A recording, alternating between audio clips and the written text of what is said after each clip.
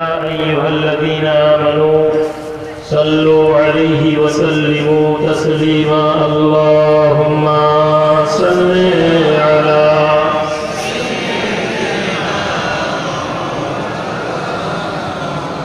وعلى آل سيدنا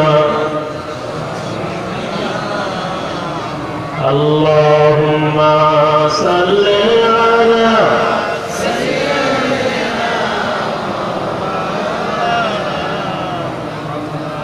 وعلى آل سيدنا یہ کس نے پکارا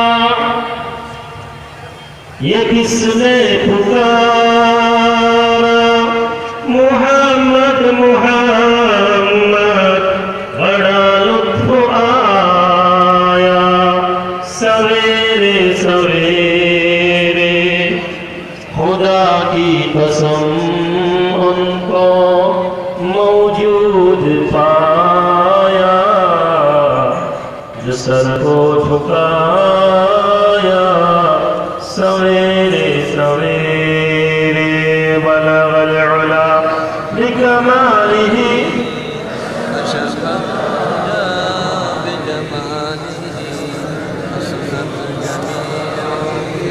صلوا علیہ وآلہ اللہم صلی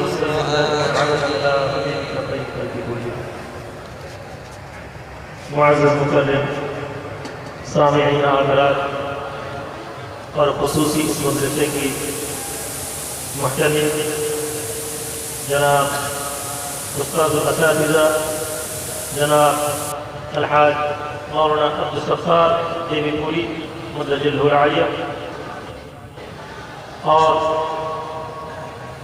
نماز گڑھ غوث الاعظم مدرسے کی تمام اساتذہ میں آپ سبھی کے پاس تہہ دل سے شکرگزار ہوں کہ آپ نے اس سال بھی مجھے وہ موقع دیا جو گزشتہ سال مجھے ملا تھا۔ ویسے کہ اتنے بڑے مجلس کے یہاں پہ اتنے سارے لوگ ہیں، اتنے سارے علماء ہیں، یہ لوگوں کے پاس میں حقیقت میں حقیر ہوں کہ میں اس لائق تو نہیں ہوں کہ میں آپ لوگوں کے پاس کوئی دعا نصیحت کر پاؤں، اور اس مدرسے میں اس مجلس کے قابل بھی میں نہیں ہوں۔ خصوصی جناب الحاج عبدالستار دیوی پوری مدرج العالیہ ان کو اس لیے بھی وہ شکرگزار ہوں کیونکہ انہوں نے هل جزاء الاحسان الا الاحسان کے تمام مطلب کو انہوں نے سمجھا۔ اللہ کا یہ قول ہے کہ اے نبی کہ احسانی کے بدل احسانی نہیں ہے، اور انہوں نے اس کو اچھی طریقے سے سمجھا، اور وہ احسان کے بدلے مجھے یہ یہاں پہ اللہ کا احسانی کیا ہے، کیونکہ یہ مدرسہ کے متعلق وہ شخصیت کا نام یہاں پہ جڑا ہوا ہے جن کے اس آیت کے بہت بزرگ کو تو پتا ہوا ہے لیکن نوجوانوں کو اس کے پتہ نہیں ہے۔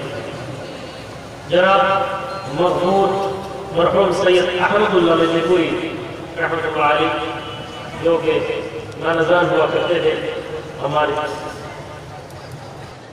تو آج انہی کے بدولت کہ یہ مقام مجھے ملا کہ میں یہاں پہ آؤں اور آپ کے بیچ میں کچھ کہہ پا رہا ہوں، کیونکہ یہ انہی کے احسان ہے ہمارے پاس۔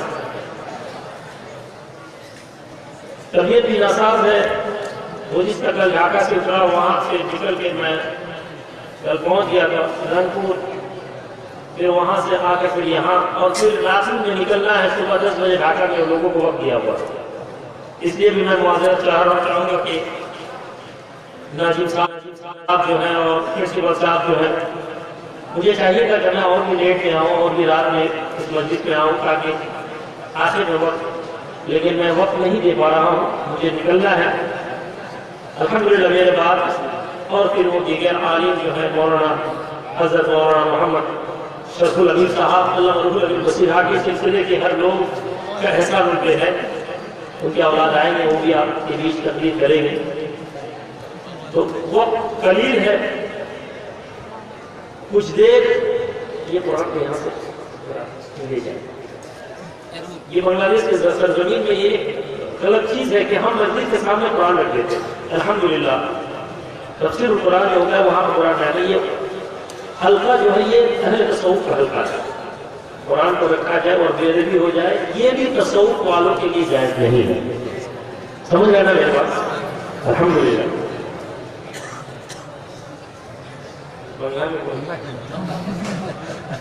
मैं भी वही उम्मीद में लगा रहा हूँ कि बांग्लादेश के लोगों को काफी तरक्की हो गया, जब वो हिंदी समझने लगे। और ये इसके लिए आप हमारे एहसान मत हो कि हमारे इंडियन गवर्नमेंट ने, इंडियन सरकार ने आपके अंदर इतने सारे सीरियल वगैरह, टीवी वगैरह इतना डाल दिया आप लोगों के पास, आपको हिंदी उर्दू वाला समझ गया।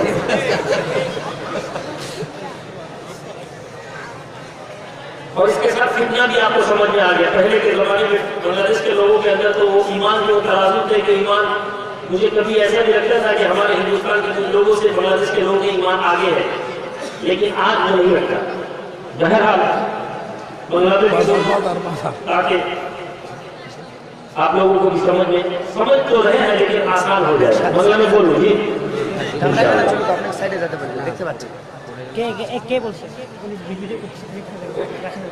ভাই আমার এবার ঠিক আছে না? আলহামদুলিল্লাহ।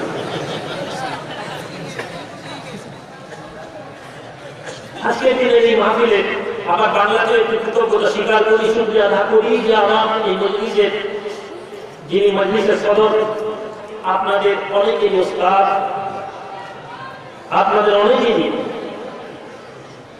শিক্ষক, আপনাদের অনেকের রাহবার, অনেকের গাইড, উস্তাদুল আসাতিজা যাকে আমরা বলি, শিক্ষকদের শিক্ষক। আমি মগরিবের নামাজ পড়তে দাঁড়িয়েছিলাম এখান থেকে 30-35 কিলো দূরে, 30 কিলো হবে না মনে হয়, দুলাল ভাই কোথায় দাঁড়িয়েছিলাম মগরিব নামাজ পড়তে, এখান থেকে 22 কিলোমিটার দূরে এক জায়গায় বসে নামাজ দাঁড়ালাম, তো উঁচু করছিলাম। তো কথা বলতে বলতে একজন মানুষ আদম দিঘি ওইখানে নামাজ পড়তে দাঁড়িয়েছিলাম, তো হঠাৎ একজন বলছেন যে কোথায় যাবেন? তো আমার সাথে হোসেন ভাই বন্ধু ছিলেন, উনি বলতেই হঠাৎ বলছেন, ও আব্দুল সাত্তার সাহেবের এখানে যাবেন। আলহামদুলিল্লাহ, কম বয়সের লোক। তো এটা আল্লাহর একটা রহম আমাদের প্রতি, এবং তার প্রতি আল্লাহর একটা ইহসান যে ছোট থেকে বড় প্রায় সকলেই আপনারা বাংলাদেশের এই এলাকাতে তাকে চেনেন। এবং আলহামদুলিল্লাহ, আলহামদুলিল্লাহ, ইন্ডিয়া থেকে আজকে আমার আব্দুল সাত্তার বেলকুলি মোহাম্মদ মোহাব্বতে প্রায় 16 জন মানুষ, ব্যবসায়ী, যুবক ছেলে, জওয়ান ছেলে, প্রত্যেকেই শুধুমাত্র আপনাদের এই মাহফিলে আসেছেন, বলুন আলহামদুলিল্লাহ। একজন মানুষের মহাব্বত এবং টান এসেছে, অন্য কোনো কারণে। এবং আপনাদের এখানে আপনারা জানেন বাংলাদেশের সড়ক রাস্তাঘাট কিন্তু খুব একটা ভালো না, তারপরেও কিন্তু তারা মহাব্বত এবং আমাদের সংগঠনের উচ্চ নেতৃত্ব যারা বদরুদ্দোজা ভাই, বদরুদ্দোজা মাস্টার হোসেন, আমার সালমান ভাই এসেছেন, তারাও কিন্তু ভালোবাসা এবং মহাব্বতে টান এসেছে। তো আমি আলোচনার বিষয়বস্তু অল্প সময় যেহেতু আছে, আমি অল্প সময়ের বিষয়টা আমরা 3টা ভাগে একটু ভাগ করে নিই, আগেই আপনাদেরকে বলি। একটা হচ্ছে যে আজকের দিনে আল্লাহ রাব্বুল আলামিন কোরআন কারীমে বলছেন, আর তারা যারা বলে আল্লাহ আমাদের রব, যারা কি বলে আল্লাহ আমাদের রব, এবং এর উপরে তারা কি করে প্রতিষ্ঠিত থাকে, ইস্তেকামাত থাকে, দৃঢ়তার সাথে এই কথার উপরে তারা দাঁড়িয়ে থাকে। এমন ব্যক্তি যারা এইরকম ধরনের অবস্থায় থাকে, আল্লাহ পাক বলছেন এদের উপরে ফেরেশতা অবতীর্ণ হবে, এবং এই ফেরেশতারা কি বলেন, তারা বলতে থাকেন, তাতানাজ্জালু আলাইহিল মালায়েকা আল্লা তাখাফু, তোমরা ভয় পেও না। জোরে বলুন, কাদেরকে বলেন ভয় পেও না? যারা আল্লাহকে আল্লাহ বলে জেনেছে, এই কথার উপরে ইস্তেকামাত থাকে, অন্য কোনো কথা। ভয় পেও না, চিন্তা করো না। তারপরেই তারা বলছেন, শোনো তোমাদের জন্য সুসংবাদ হচ্ছে জান্নাতের। তো আমরা আল্লাহর প্রতি কিভাবে দৃঢ়তার সাথে থাকবো, এটা নিয়ে একটু আলোচনা। পিছনের ভাইরা কি জায়গা পাচ্ছেন না নাকি, না জায়গা নেই? আমি বলতাম মেহরবানি করে, আমার মনে হয় সামনের দিকে এদিকে অনেক জায়গা আছে, যারা দাঁড়িয়ে থাকবে দেখতেও কষ্ট হয়, মেহরবানি করে যদি থাকে কন্টিনিউ এদিক জায়গার ব্যবস্থা করে দেবে। সামনের দিকে একটু জায়গা আছে, এখানে একটু ছোট করে ঠিক করবে। তো আমরা যারা এখানে অল্প সময় উসুলি কথা আমরা বুঝে দিই, আমাদের যে জায়গায় আমরা জুড়েছি, আমরা এই মজলিসে এসেছি, মজলিসের বুনিয়াদ কিন্তু আল্লাহ ভীতির উপর। এই মজলিসের কিসের উপরে? আল্লাহ ভীতির উপরে। আজকে বাংলাদেশের জমিনে একটি বদনামের বিষয়বস্তু, পীর একটি ওয়াজের মজলিসে মজার বিষয়বস্তু। আজকের দিনে বাংলাদেশের মাটিতে পীর একটি জীবতের বিষয়বস্তু। আজকের দিনে বাংলাদেশের মাটিতে পীর নামক বিষয়কে নিয়ে যে যত খিল্লি উড়াতে পারবে বাংলাদেশের তৌহিদি জনতা সেটাকে নিয়ে মজা করে এবং তারা এটা দাবি করে যে তারা তৌহিদের উপর প্রতিষ্ঠিত, অথচ তারা ভুলে যায় যে আসলে তাদের যে বুনিয়াদ সেটা হচ্ছে পীরের উপরে দাঁড়িয়ে তাদের ইমানের বুনিয়াদ। তাদের ইমানি বুনিয়াদটা পীরের উপরে দাঁড়িয়ে, কিন্তু তারা সেটা ভুলে যায়। সুতরাং আমরা যারা এই মজলিসের যুব সম্প্রদায় কসমকাসের মধ্যে আছি, ডিফিকাল্ট মাইন্ডের মধ্যে আছি, we cannot decide what is true, what is wrong, because someone is come to us and giving us the path. This is the Quran and Sunnah. Follow this one, you will be go to Jannah. And please don't follow those people who are great, they are Sufi, they are sad, they are weak, they will hell you, they will go to you in the hell. So it is important for us to know the true meaning of Islam. Is someone, if ask me, if I am saying that I am a follower of Imam, I am a follower of Sufi, I am a follower of Pir, is it true? Is it correct way? The following of a Pir, following of a Sufi is from Quran or Sunnah or not? We have to know this, because most of people don't even know what is the meaning of Islam, what is the meaning of Sufism, what is the meaning of Pir. That's why we are diverted and we are confused. তো আমাদের জন্য আজকের দিন এই মজলিসে এসে জানা জরুরি যে আমরা যদি এই মজলিসে এসে বসি, আসলে আমাদের এই মজলিসটা কিসের উপরে, একজন পীরকে এবং হাকিকাতে পীর কি আমাদের জীবনে মানা প্রয়োজন আছে না নেই, এটা নিয়ে আজকে আলোচনার বিষয়বস্তু। অল্প সময়ের মধ্যে কিন্তু আমাদেরকে বুঝে নিতে হবে। মূল কথা থেকে ফিরে আসি, আগে আমাদেরকে জানতে হবে যে আল্লাহ ভীতি কি, এবং প্রতিটি কথা আমরা গিয়ে কানেক্ট করবো কোথায়, ইলমে তাসাউফের সাথে ইনশাআল্লাহ ইনশাআল্লাহ বলি। আল্লাহ আমাদের শোনা এবং বোঝার তৌফিক দিন, এবং আল্লাহ আমাদেরকে যে বলিয়ে দেন আল্লাহ তাকে যে হক কথা বলিয়ে দিন। আল্লাহুম্মা আমিন। তো আমি যে বিষয়টা নিয়ে আপনাদেরকে আলোচনা করছিলাম যে আল্লাহ ভীতিটা আমি জানতে হবে। আজকে বাংলাদেশের মানুষের মধ্যে যদি আমরা ঘুরতে আরম্ভ করি, আমরা কিন্তু বহু দলে বিভক্ত।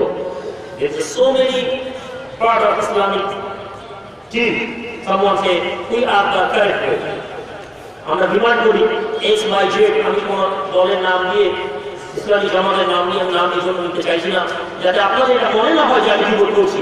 আমি বাংলাদেশে মাঝে মাঝে ফেসবুক ইন্টারনেটের মধ্যে কিছু বক্তব্য আমাকে হোয়াটসঅ্যাপে কেউ পাঠায়, তো যে কটা বাংলাদেশে বিখ্যাত বক্তা আমি দেখেছি প্রায় সকলেই এই জন্য বিখ্যাত কারণ তারা কারো বিরুদ্ধে সমালোচনা করে, কথা ঠিক না বলে, তারা প্রত্যেকে কেউ না কেউ কাউকে আঘাত করছে এবং তার আঘাতটাই তাকে ফেরত বানাচ্ছে। সেটা হতে পারে সঠিক আঘাত অথবা হতে পারে যে সেটা ভুল আঘাত। বাট এটা কি সত্য? ইসলাম কি আমাদেরকে সঠিক আঘাত করার জন্য এভাবে অনুমতি দেয়? যেভাবে আমরা মাইকে বসে একজন আলেম আরেক আলেমের ভুলটা নিয়ে সেটাকে আমরা ছোট এবং বিরক্তিপূর্ণ করি, ইসলাম কি আমাদেরকে দেয়? যদি দেয় আমি জানি না, কিন্তু আমি আপনাদেরকে বলে দিই, যারা আমরা ইসলামী তথা পীরপন্থী তথা আহলে তাসাউফ তথা আহলে সুন্নাত ওয়াল জামাত রাসূলুল্লাহর অনুসারী যদি আমরা হই, ইসলাম আমাদেরকে অনুমতি দেয়, আল্লাহ নবী আমাদেরকে অনুমতি দেননি। এবং এটা নিয়ে একটা আলোচনা আজকের দিনে আমাদের কাছে প্রত্যেকের কাছে দলিল আছে, এভরিওয়ান প্রত্যেকে চেষ্টা করেছে পেশ করবার জন্য। আপনি যদি একটা গ্যাসিয়াতি দলের কাছে যান, কোরআন সুন্নাহর বিরোধী একদম গ্যাসিয়াতি দল, মাসলান কাদিয়ানী, আমরা তাদের বিরুদ্ধে বলতে পারি কেন তারা প্রকাশ্যে শরীয়তের বিরুদ্ধে বলছে, প্রকাশ্যে নবুয়তের খেলাফ বলছে। কিন্তু আমি মনে করি কোনো ইসলামিক দলের বিরুদ্ধে আমাদের বলা উচিত নয়, কোনো ব্যক্তি দলের বিরুদ্ধে বলা উচিত নয় যতক্ষণ না সে প্রকাশ্যে শরীয়তের বিরুদ্ধে। কেউ যদি বলে ভাই কাল থেকে জোহরের নামাজ 4 রাকাতের জায়গায় 5 রাকাত আমরা পড়বো, আর 20-50 হাজার বাংলাদেশের লোক তার বিরুদ্ধে 5 রাকাত নামাজ পড়ছে, তার বিরুদ্ধে বলতে হবে, তার বিরুদ্ধে জিহাদ করতে হবে। কথা বুঝতে পারছেন না পারেন? কিন্তু একই লোক কেউ যদি বলে ভাই আমি চোখ বন্ধ করে যখন আমি আমার পীরের তাওয়াজ্জুহ নিয়ে বসি আমি তাওয়াজ্জুহ পাই, এই কথাটা বলার লোকটাকে সেই বক্তার বিরুদ্ধে বলে আপনি যদি মনে করেন আপনি কোরআন সুন্নাহ প্রতিষ্ঠা করছেন, আপনি কিছু ভুল না, আপনি ঠিক করছেন। বেশি থেকে বেশি আপনি এটা বলতে পারেন যে ভাই এটা হয়তো আমার জানা নেই বা এরকম সাহাবারা এরকম করেনি, কিন্তু দুর্ভাগ্যের বিষয় আমি কথা বলতে পারবো না যে সাহাবারা এরকম করেনি। বহু হাদিসের মধ্যে এসেছে সাহাবারা কিন্তু এইভাবে আমলের মধ্যে এসেছে, তারা ইজতেমায় বসেছেন, তারা বসে সব জিজ্ঞাসা করেছেন, এগুলো আছে। সুতরাং আমরা তা বলতে পারি। কিন্তু আমি আজকে দিনে যা প্রশ্ন করছি, আপনাদের এখানে যে যে মতবাদের লোক হন, যে যে মতপথের লোক হন, যে যে সিলসিলার লোক হন, আমি কিন্তু আপনাদেরকে জানতে চাইছি না, আমার জানার প্রয়োজন নেই। আর আমি আপনাদেরকে আহ্বান করতে আসিনি যে ভাই আপনারা আসেন, আপনারা পীর তন্ত্রকে বিশ্বাস করুন, পীর তন্ত্রকে মানুষ, এই আহ্বান দেওয়ার জন্য আসেন। আমি শুধু আপনাদের কাছে এসেছি এই কথাগুলো তুলে ধরার জন্য, যে কথাগুলো আপনারা দেখবেন, আর এই কথার মধ্যে কি আপনারা সহমত নাকি, আপনারা এই দুনিয়ার নাকি, সেটা কি না আল্লাহ ভীতি আমাদের মধ্যে আসে কিনা। আজ মুসলিম সমাজ দাঁড়িয়ে বসে নামাজ কিভাবে পড়বে তা নিয়ে বাহাস। এক ইসলামিক দল আরেকটি ইসলামিক দলের সাথে লড়াই কি নিয়ে? ইসলামিক দলের লড়াই হচ্ছে আমরা নামাজে হাত মাত্র উঠাই, এটা নিয়ে আমাদের লড়াই। আমাদের ইসলামিক দল মধ্যে নামাজের মধ্যে তারাবির নামাজ 20 রেখাত পড়বো না 4 রেখাত পড়বো, এটা নিয়ে লড়াই। হানাফি মাযহাবের মধ্যে ইসলামিক দলগুলোর মধ্যে লড়াই যে আমরা নামাজের মধ্যে নামাজের শেষে বিরহমতিকে ইয়া আরহামার রাহিম বলবো না লা ইলাহা ইল্লাল্লাহ বলবো, এটা নিয়ে আমাদের লড়াই। আমরা আহলে সুন্নাত ওয়াল জামাত ডিমান্ড করি, আর ডিমান্ড করার পরে আমাদের লড়াই আমরা কি ধরবো না ধরবো নি, এটা নিয়ে লড়াই। কিন্তু কি আমাদের মধ্যে এই লড়াই আছে যে ভাই আমাদের মধ্যে কিন্তু আল্লাহ ভীতি নেই, এই নিয়ে আলোচনা করিনি। আল্লাহ ভীতি কি এই বিষয়ে আমাদের কারো চিন্তার বিষয় নেই। অথচ আল্লাহ ভীতি কেমন হওয়া উচিত, আল্লাহ ভীতির দৃষ্টান্ত কি, আমি আপনাদের কাছে দিয়ে একটা নমুনা তুলে ধরি এবং তারপরে আপনি কম্পেয়ার করুন। যে নামাজে জোরে আমিন পড়লো, যে আজকে আমিন পড়লো, উভয়ের নামাজ কিন্তু হয়ে গেল। জোরে আমিন একটা সুন্নত বিষয় নেই, তা নিয়ে বাংলাদেশের যুবকেরা লড়াই করছে, তা নিয়ে বাংলাদেশের লোকেরা গিবত করছে। তাহলে বাংলাদেশের আলেমেরা বসে ওয়াজের মধ্যে একজন আরেকজনকে ফতোয়া দিয়ে বেরোচ্ছে বেদাতি জাহান্নামী। অথচ যেটা আমাদের মধ্যে আসা দরকার ছিল আল্লাহ ভীতি, ওই বক্তা সে আল্লাহ ভীতির থেকে কতটা কাছে এবং কতটা দূরে আছে সে নিজে জানে। আর এই বিষয়ে আল্লাহ রাব্বুল আলামিন কোরআনে বলেছেন, হে ঈমানদারেরা, ইয়া আইয়ুহাল্লাযীনা আমানু লিমা তাকুলুনা মা লা তাফআলুন, এ ঈমান वालों क्यों वो कहते हो जो तुम करते नहीं हो। কেন এই কথাগুলো বলো যা তোমরা করো না? আর এর রেজাল্ট কি? যারা এরকম কথা বলে, যারা নিজেরা তো ইমানদার হওয়ার দাবি করে, অথচ ইমানের আহকাম এবং আরকান যাদের মধ্যে নেই, যারা মনে করলো ইমান বলতে শুধু নামাজ পড়ে নেওয়া, রোজা রেখে নেওয়া, হজ করে নেওয়া, যাকাত দিয়ে দেওয়া, এটা করলেই মনে হয় আমি ইমানদার হয়ে গেলাম, তাহলে জেনে রেখে দিন আপনি ইসলামের মূল বুনিয়াদ সেটা অনেক দিবে। আপনি জান্নাতে যাবেন না জাহান্নামে যাবেন এই তর্ক করার জন্য আমি এখানে বসি। কেউ নামাজ না পড়েও জান্নাতে যেতে পারে, কেউ রোজা না রেখেও জান্নাতে যেতে পারে, জান্নাতের মালিক আল্লাহ। কিন্তু একজন মুমিন কেমন হবে? একজন ব্যক্তি যার অন্তরে আল্লাহ ভীতি আছে আর যার অন্তরে আল্লাহ ভীতি নেই, তারা দুজনে কখনোই এক জায়গায় হতে পারে না। কেননা দুজনের মিজান যখন আল্লাহ আল্লাহ বলছেন और मैं मीजान को तराजूंगा, কিয়ামত के दिन আমি আমল নামাকে তুলব, মিজানের মধ্যে তোলা হবে। এবং सुने রেখে দিন ফালা তুজলামু নাফসুন শাইয়া, और ऐसे कोई नफ्स के ऊपर जुल्म नहीं होगा, কোন ব্যক্তির উপরে আল্লাহ জুলম করবেন না। সুতরাং হে আল্লাহর বান্দা, তুমি তর্ক বিতর্ক করে নিজেকে সহি প্রমাণ করলে আর তোমার অন্তরের মধ্যে গুনাহ, গীবত, অন্যায়, অত্যাচার থাকবে, সেই ব্যক্তি আরেকটি লোক হয়তো সঠিকভাবে আলহামদুলিল্লাহ করতে পারেনি, হয়তো সঠিকভাবে সে কুল ওয়াল্লাহ করতে পারেনি, হয়তো সঠিকভাবে সে আত্তাহিয়াত করতে পারেনি, কিন্তু ওই ব্যক্তিটা মিথ্যা থেকে দূরে ছিল, ওই ব্যক্তিটা আল্লাহ হারাম থেকে দূরে ছিল, ওই ব্যক্তিটা গুনাহ থেকে দূরে ছিল। শুনে রেখে দাও, তোমার রাসূল এবং তোমার নবী রব কোরআনে এটা বলে দিয়েছেন, ওই দুই ব্যক্তির উপরে এক ইনসাফ হবে না, বরং যার মধ্যে আল্লাহ ভীতি থাকবে সে ব্যক্তি আল্লাহর জান্নাতে উচ্চ মাকাম পাবে। বলুন সুবহানাল্লাহ। আবু বকর, ওমর, ওসমান, আলী এরা জান্নাতি না জান্নাতি নয় ভাই? সুসংবাদ না? আসলে মুবাশশারার মধ্যে না? আবু বকর সিদ্দিককে কেমন হওয়া উচিত ছিল? আমি জান্নাতি। আবু বকর সিদ্দিকের মধ্যে জান্নাতের সুসংবাদ পাওয়ার পরেও সিদ্দিক একবার আবু বকর সিদ্দিকের আমলের একটা ছোট্ট হাজার হাজার দৃষ্টান্ত, একটা দৃষ্টান্ত দিই। এই দৃষ্টান্তটা আমাদের প্রত্যেকের জন্য জরুরি। গনিমতের মাল এসেছে, গনিমতের মাল এসেছে, এই গনিমতের মাল বিতরণ চলছে। গনিমতের মাল শেষ হতে হতে একটি জায়গায় এসে মসজিদ এবং আমার কিছু খুশবু রয়ে গেছে। এই খুশবুটা কিভাবে বিতরণ হবে এই নিয়ে কথা চলছে। এই কথা চলতে চলতে হযরত ওমর রাদিয়াল্লাহু তাআলা বিবি বলছেন, হুজুর আপনি যদি অনুমতি দেন গনিমতের এই মুশক এবং আম্বারটা আমি বিতরণ করে দিব। বিবি হন মেয়েরা আসে মদিনার গলিতে, আমি দান করে দিব এবং আদল করব, ইনসাফ করব। আল্লাহ পাক ইনসাফ করতে বলেছেন, আল্লাহ ইয়ামুরু বিল আদল, আদল করার হুকুম দিয়েছেন। হুজুর আমি আদলের উপরে, ইনসাফের উপরে আমিরুল মুমিনিন ওমর ইবনে খাত্তাব কিছুক্ষণ চুপ থাকার পরে বলছেন, বিবি আমি অনুমতি দিতে পারি। আমিরুল মুমিনিন খলিফাতুল মুসলিমিন ওমর ইবনে খাত্তাব বিবি স্বামীর দিকে তাকান আর বলতে লাগলেন, আমিরুল মুমিনিন এই খলিফাতুল মুসলিমিন ওমর, কি কারণে আপনি আমাকে অনুমতি দেবেন না? আপনার কি মনে হয় আমি আপনার বিবি এই জিনিসটা কোনো সঠিকভাবে আমি বিতরণ করবো না? আপনার কি মনে হয় এই জিনিসটার উপরে আমি আদল করবো না? আপনার কি মনে হয় এই মুস্তাম্বারটা নিয়ে আমি পক্ষপাতিত্ব করব?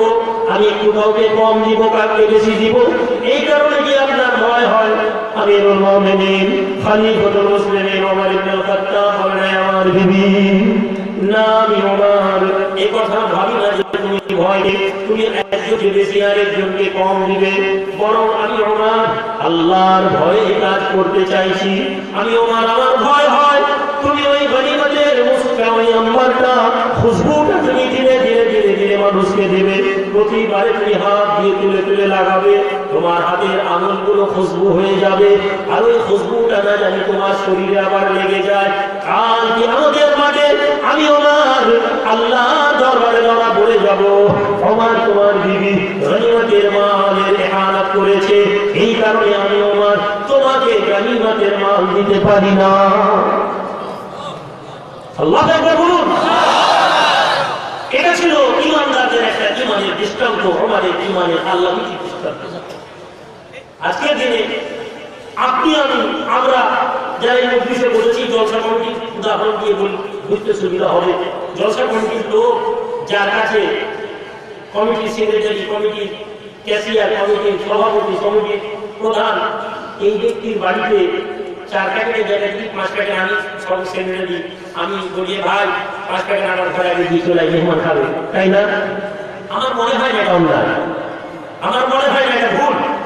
কিন্তু আপনি কি জানেন, আপনি যতই দাবি করেন আপনি একদম সহি অনুযায়ী কথা বলছেন, আপনি সহি আমল করছেন, যদি আল্লাহর মিজানে তারাজুতে আপনাকে তুলে দেওয়া হয়, ওই 4 প্যাকেটের বিরিয়ানির 1টা প্যাকেট বাড়তি যদি আপনার ঘরে যায়, তাহলে কিয়ামতের মাঠে ওটাই আপনার জন্য আল্লাহর কাছে জবাবদিহির কারণ হতে পারে। এই যুবকের দল, এই জওয়ানের দল, এই ঈমান কি তোমরা ভেবে দেখেছো? এই ঈমানের কথা কি তোমাদের মনের মধ্যে কখনো এসেছো? তোমরা জিজ্ঞেস করো হুজুর কিয়াম পড়বো না পড়বো, এটা নিয়ে তোমাদের যেখানে চলতে থাকে, তোমাদের মনের মধ্যে প্রশ্ন হয়ে হুজুর নবী হুজুরের না মাটি, এটা নিয়ে তোমরা তর্ক বিতর্ক করতে থাকো। তোমাদের কি কখনো মনে হয় যে তোমরা বসে বসে বসে বসে যে সম্পদটা অর্জন করছো হারাম রাস্তায়, ওই সম্পদটা তোমাদের জন্য জাহান্নামের কারণ হবে কিনা? আবু যর গিফারি রাদিয়াল্লাহু তাআলা আনহু 5000 দিরহাম করে তাকে ভাতা দেওয়া হতো, প্রতিটি পয়সা তিনি শেষ করে দিলেন, বিলিয়ে দিলেন। মৃত্যুর সময় তিনি তার চোখ থেকে পানি বেরোচ্ছে। তো লোকেরা প্রশ্ন করছে, হুজুর আপনি কাঁদছেন কেন? আপনার কি দুনিয়ার কোনো ইচ্ছা অপূর্ণ আছে? হযরত আবু যর গিফারি বলছেন যে না, আমি এই জন্য কাঁদছি যে কাল রাসূল আরবি আল্লাহ রাসূলের সামনে আমি দাঁড়াবো, এই প্রশ্ন আমাকে যেন রাসূলুল্লাহকে দিতে না হয় যে আবু যর দুনিয়ায় এত সম্পদ তুমি রেখে এসেছো। কি সম্পদ ছিল তার? নিজস্ব সম্পদ বলতে একটি খাওয়ার পানির পাত্র ছিল, একটি পেয়ালা ছিল, একটি খাওয়ার পাত্র ছিল, হুজুর একটা মাস্ক ছিল, লোটা ছিল, এবং ঠান্ডা টাইম গায়ে একটা চাদর দিয়ে রাখতে চাদর। সেইটা নিয়ে আবু যর গিফারি পরেশান ছিলেন যে রাসূলুল্লাহর দরবারে কিভাবে আমি মুখ দেখাবো। আজকে আমি পীর সাহেব আমার গাড়ি আছে, লোকেরা প্রশ্ন করে হুজুরের গাড়ি আছে, হুজুর কোথা থেকে নিচ্ছেন? যুবক ছেলে বলে হ্যাঁ ভক্তের দল দিয়ে যায় সমালোচনা। হে যুবক, তুমি যে ডাক্তারের বক্তব্য শুনে মনে করছো তুমি ইসলাম শিখে নিয়েছো, তুমি যে উকিলের বক্তব্য শুনে তুমি ভাবছো তুমি ইসলাম শিখে নিয়েছো, তুমি যে ব্যারিস্টারের বক্তব্য শুনে ইউটিউব ইন্টারনেটে শুনছো, তোমার মনের মধ্যে প্রশ্ন হয় না যে আমি ডাক্তার, আমি ব্যারিস্টার, আমি ডাক্তারি ছেড়ে দিয়েছি, আমি ব্যারিস্টার ছেড়ে দিয়েছি, আমার ঘর চলে কি করে, আমার বাড়িতে এই হাজার হাজার কোটি টাকার সম্পদ কোথা থেকে এসেছে? এই প্রশ্ন আমার মধ্যে আসে।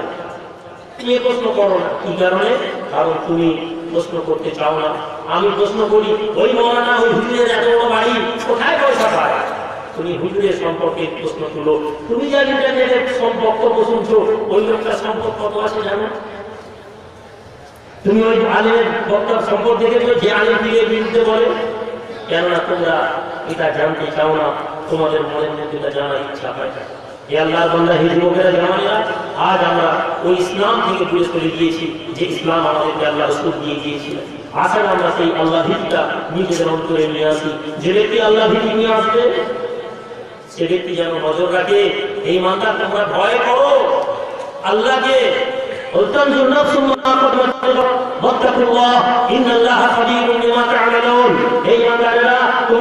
ভয় করো এবং তোমরা দেখো তোমরা আগামীর জন্য কি দিয়ে যাচ্ছ, কি রেখে যাচ্ছ। আল্লাহ জানেন, আল্লাহ জানেন তোমরা যা করছো, তোমাদের মধ্যে যা আছে আল্লাহ রাব্বুল আলামিন জানেন। তিনি জানেন আমরা কি করছি। আজকে আমাদের মনে মধ্যে আল্লাহ ভীতি নেই। আমিরুল মুমিনিন ওমর ইবনে খাত্তাব রাদিয়াল্লাহু তাআলা আনহু জমানায় যুবককে দেখুন, ওই যুবক ছিল মদিনার গলিতে, মদিনার রাস্তা দিয়ে আমাদের মসজিদে যায়, ফিরে আসে, যায় ফিরে আসে।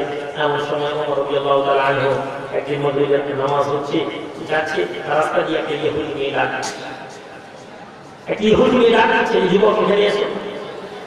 ছেলেটি মুখটা ঘুরিয়ে দেখে নিচের দিকে মুখ ভয় করে চলে গেল।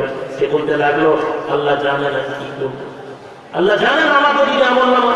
ওমান ইয়ামাল মিসকালা যাররাতিন খায়রান ইয়ারা ওমান ইয়ামাল মিসকালা যাররাতিন শাররান ইয়ারা। বিন্দু পরিমাণ ভালো আমল করলে আমাকে দেখানো হবে, বিন্দু পরিমাণ খারাপ আমল দেখানো হবে। মুখটা নিচু করে চলে যায়। মাঝে মাঝে ওই মেয়েটাকে আহ্বান করে খারাপ রাস্তার দিকে চলে যায়। একদিন সন্ধ্যের সময় মসজিদে নববীতে ঝড় আর পানি এত হয়েছে, প্রত্যেক মানুষ যে যার নিজের বাড়িতে নামাজ পড়ছে, প্রাকৃতিক দুর্যোগ। মসজিদে নববীতে কয়েকজন মানুষ আসেন, মাগরিবের আযান হলো, এশার আযানের পরে নামাজ পড়ে বেরিয়ে গেল। ওই যুবকটা হেঁটে হেঁটে যাচ্ছে, দেখে ওই ইহুদি মেয়ে দরজার সামনে একটা আলো জ্বালিয়ে চুপ করে দাঁড়িয়ে আছে। লণ্ঠন জ্বালিয়ে যুবকটাকে ডাকছে, হে মুসলমান এসো, আমার বাড়িতে এসো, একটু আনন্দ করবে। শীতের রাতে তুমি গরম, আমার বাড়িতে একটু আরাম করার জন্য এসো। ওই যুবককে ধীরে ধীরে তার মুখটা ঘুরিয়ে ফেললো, ফিরিয়ে ওই বাড়িটার বাড়ি থেকে চলে যাচ্ছে। এমন সময় হাঁটতে হাঁটতে যখন যাচ্ছে, ওই ইহুদি মেয়ে বলছে, আজ মুসলমান তুমি আমি ভাগে পেয়েছি। যুবক তুমি মনে করছো যে তোমার গুনাহ কেউ রাখে, তুমি মনে করো রাত্রে 12টার পর তুমি ঘরে দরজা লাগিয়ে বসে বসে সিনেমা দেখছো, ইন্টারনেট দেখছো, তুমি মনে করছো যে তোমাকে কেউ খবর রাখছে না। তুমি এই আয়াতটা সম্পর্কে জেনেও তুমি ইনকার করছো।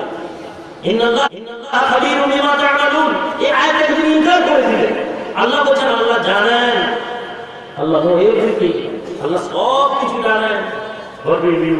তুমি কি করছো সেটা আল্লাহ জানেন, তুমি কি করবে সেটা আল্লাহ জানেন, তুমি কি করে এসেছো আল্লাহ সেটা জানেন। অথচ তুমি সেই আয়াতটাকে জেনেও নজরআন্দাজ করে দিচ্ছ, ভুলে গেছো। আমার রাতে অন্ধকারে দরজাটা লাগিয়ে আমি বসে বসে সিনেমা দেখি, গান দেখি, বায়োস্কোপ দেখি, অশ্লীল দৃশ্য দেখি। আমার ভয় হয় আমার বাপ না দেখে নেয়, আমার মা না দেখে নেয়, আমার ছেলে না দেখে নেয়, আমার বিবি না দেখে নেয়। দুনিয়ার মা বাপ ভাই বোনকে তুমি লজ্জা করতে গিয়ে কেন এদের কাছে তুমি বড় মেয়ে, সেদিন কিয়ামতের দিনে যেদিন লক্ষ লক্ষ মানুষের সামনে তোমাকে তোলা হবে, সেই লক্ষ লক্ষ মানুষের লজ্জাটা তোমার মাথায় আসে না। তুমি মনে করো যে না তুমি মাপ পেয়ে যাবে, তুমি মনে করো তুমি মাপ পেয়ে যাবে। যুবকটি যখন মেয়েটি বাড়িতে আসছে, যুবক এই মেয়েটি মনে মনে বসে মুসলমান আজকে করতে ভাগে পেয়েছে। যখনই সেই যুবক আস্তে করে মেয়ে বাড়ির ঘরে পা দিতে যাবে, এমন সময় তার অন্তরে এই আওয়াজ এলো, আর এই ব্যক্তি যার অন্তরে আল্লাহর ভয় আছে, আল্লাহর ভয় যার অন্তর ভীত, তার জন্য দুইটা জান্নাত আছে। এ কথার মনের মধ্যে হলে তার মনের মধ্যে একটি কম্পন সৃষ্টি হলো, ওইখানে সে পড়ে মারা গেল। ইহুদিরা খবর দিল মুসলমান তোমাদের লোক মরে গেছে, গিয়ে গিয়ে তাকে কবর দিয়ে দেওয়া হলো। ফজরের সময় আমিরুল মুমিনিন এসেছেন, নামাজের পরে খবর নিচ্ছে না, বলা হলো যে হুজুর ছেলেটাকে আল্লাহ মারা গেছে, মারা গেছে, চলো তার খবর। আমিরুল মুমিনিন কবরের সামনে দাঁড়ালেন, দাঁড়িয়ে বলছেন, এই যুবক শোনেন, আজকে দিয়ে তো কবর জিয়ারতটাকে আমরা উড়িয়ে দিয়েছি। 10 বছর আগে কবর জিয়ারতটাই উড়িয়ে দিয়েছিল। আমরা পীরপন্থী মানুষ তথা ইলমে তাসাউফপন্থী লোকেরা আমরা যাচাই কম করি, কেননা আমাদের ঈমান যাকে আমরা সত্যি হাক্কানি আল্লাহওয়ালা বলে মেনে নিই, যাদের মধ্যে আমরা কোরআন সুন্নাহ দেখে নিই, যাদের প্রতি তাওহীদ কি আছে আমরা বুঝে নিই, যখন তাদের প্রতি আমরা ঈমান সপোর্ট করে দিই, তাদের প্রতি আমরা বিশ্বাস সপোর্ট করে দিই, এরপরে আপনাদেরকে আমরা পরীক্ষা করতে চাই না। জোরে বলুন ঠিক না? আর এটা কাদের আমল? এটা সাহাবাদের আমল ছিল। সাহাবা ওমর রাসূলকে মারতে এসেছেন, কাটতে এসেছেন, শেষ করে দিব, কিন্তু যখন রাসূলের প্রতি ঈমান এনে নিয়েছেন এরপরে আর রাসূলের প্রতি প্রশ্ন করেননি। জোরে বলা যাবে সুবহানাল্লাহ বলুন, সুবহানাল্লাহ বলুন। আজকে এই জিনিসটা আমাদের মনে, আর মুনাফিকের চরিত্র কি ছিল? তাদের কাছে নবুয়তের দলিল এনে দেওয়ার পরেও, নবুয়তের প্রমাণ আনার পরেও, তারা নবীকে নবী বলার পরেও তাদের মনে মনে একটা সন্দেহ রেখে দিয়েছিল, না মুহাম্মদ আমাদের মতোই লোক, আর এই জন্য তাদের ঠিকানা জানে না, এই জন্য তাদের জাহান্নামের সবচেয়ে নিচে জায়গায় তাদেরকে রাখা হবে। আমার বলার উদ্দেশ্য হচ্ছে যে কবর যেন তো আমরা ইনকার করে দিয়েছিলাম। সাইয়েদনা ওমর ইবনে খাত্তাব রাদিয়াল্লাহু তাআলা কবরের কাছে গেলেন, গিয়ে যখন দেখছেন ওই ছেলেটি কবরের মধ্যে শুয়ে আছে, সাইয়েদনা ওমর বলছেন, এই যুবক, আল্লাহ তোমার জন্য কেমন ব্যবহার করেছে? আমিরুল মুমিনিন কবরের মধ্যে থেকে আওয়াজ আসে, আমিরুল মুমিনিন খলিফাতুল মুসলিমিন, আমার অন্তরটা আল্লাহর ভয়ে ভীত ছিল। আমি আল্লাহ আমার সাথে বড় ভালোবাসা করেছেন। আমার কবরের মধ্যে আমাকে যখন আমার ভাইরা শুইয়ে দিয়েছে, আল্লাহ পাক আমার কবরটাকে জান্নাতের দুইটা টুকরা বানিয়ে দিয়েছেন। জোরে বলুন না সুবহানাল্লাহ। এই যুবক, আইনা তাযহাবুন, আল্লাহ প্রশ্ন করছেন কোথায় যাচ্ছ? এই যুবক, তুমি অন্যের আমলকে নিয়ে চিন্তা করতে যেও না। কে তোমার পাশের বাড়ি কেমন করে নামাজ পড়লো, কেমন করে রোজা লাগলো, কি ধরলো না ধরলো নিয়ে চিন্তা তোমার নয়। তুমি চিন্তা করো তুমি কি সম্পর্ক তোমার রবের সাথে করছো। তোমার গুনার কোনো ঠিকানা নেই, তোমার গুনার শেষ নেই। তুমি মনে করছো যে তোমার গুনাহকে আল্লাহ দেখতে পাননি। আরে তিনি রহমানুর রহিম, তিনি আমাকে ক্ষমা করে দিচ্ছেন, অথচ তার কথাই আমি ভুলে গিয়েছি। আমি তার ভয় আমার অন্তরে নেই, অথচ তার দয়া কেমন ছিল, তার দয়া কেমন আছে যদি আমরা জানি, দেখতে পাই, তাহলে বুঝতে পারবো। ওমর ইবনে খাত্তাব রাদিয়াল্লাহু তাআলা মসজিদের মধ্যে শুয়ে আছে।